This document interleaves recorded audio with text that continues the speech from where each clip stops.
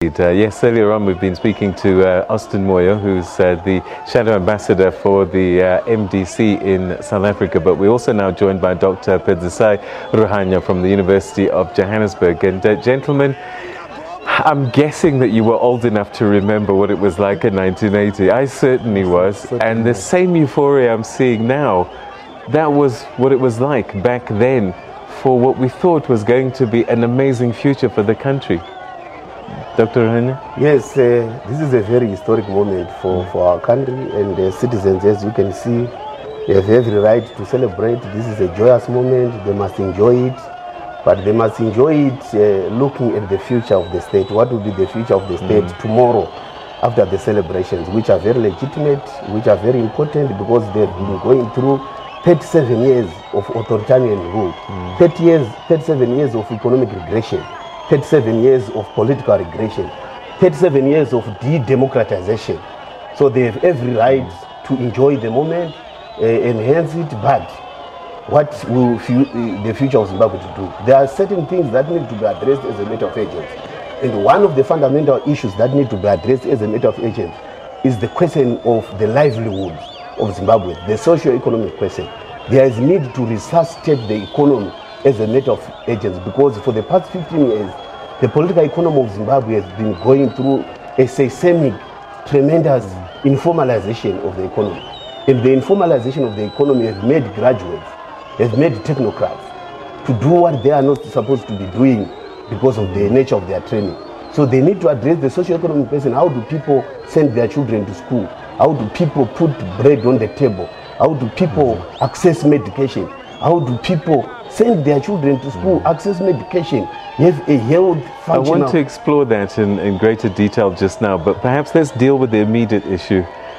The vanquished, what happens to them? We've seen images of Jonathan Moyo and Kaskwere in an aeroplane. It seems as if they've been allowed to leave. Jonathan Moyo there, perhaps not being very honest with the history that he has with Robert Mugabe, saying that he's very happy that he served under him. But this is a man who was banished by him at some point, Mr. Moyo. Yeah, I don't think he's being truthful with himself. He's just trying to impress Mugabe. I don't know for what reason, but it's really obvious that he's out now as well. He was one of the voices that was very outspoken against Emerson Mnangagwa, and so in many respects he had absolutely no chance of staying in the country, I guess. What was that beef about between Moyo and Mnangagwa? Well, what we know as a matter of history is that Professor Moyo is a political chameleon. He changes color when it suits him. When it was in his interest, he was Mnangagwa's friend. But when he realized that Mugabe did not want Mnangagwa to succeed, he turned against Mnangagwa and became Mugabe's ardent supporter. So that is it. He had read politics. He's a professor of political science. So he has read through his interaction with Mugabe and how the state was being run, that it was not in the interest of Mugabe for Mnangagwa to succeed. That's how he turned against Mnangagwa. But if you look, in 2008, before he was readmitted, Professor Moyo is recorded as saying that even if a donkey stands against President Mugabe in an election, he will lose, not because the donkey is more popular than Mugabe, but because Mugabe has become unelectable. This is Jonathan Moyo for you. So what does happen now? Will Emerson Mnangagwa be forced to assess the cabinet ministers that are still there, test their loyalty and do a reshuffle? What's his next move, do you think, gentlemen? Mr. Moyo? I think being a new president that will have just been installed, he will have to come up with his own cabinet. I don't think he will carry on with the cabinet that was put by somebody else. He will have to do his own calculations on who will perform best in which position, because he is faced with a difficult task of bringing Zimbabwe out of the intensive care unit. Is there enough talent within ZANU-PF to do some of those economic jobs that you were talking about? No, with due respect, ZANU-PF and all those characters, they've been in power since 1980. Mnangagwa has been in cabinet since 1980. He's one of the longest serving cabinet ministers, together with the defense minister, Sekeremane. So if ZANU is not going to reform, it will die just like what has happened to Mugabe.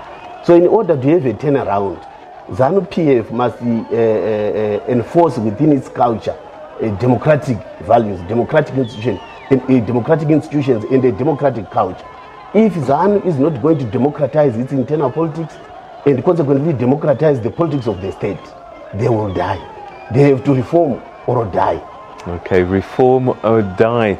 We'll continue to explore the situation in Zimbabwe now and in the immediate future. But in the meantime, Francis is busy watching events unfold, celebrations and messages on Twitter as well. Yeah, we've been bringing you the reaction coming in from the global community very slowly, possibly because this is a strange situation where the military goes in first, but the people come in and support them, and the political party, the ruling party, very quickly supporting the military action against their own leader. And what we're seeing now is this incredible outpouring on the streets, very embarrassing for the liberation leader. He's being cheered off the stage basically, and of course maybe less embarrassing than impeachment by his own party. Those processes had begun earlier today, and now that's all come to a halt. Let's listen to what the youth league, the youth leader of ZANU-PF, Asi Lumumba, had to say.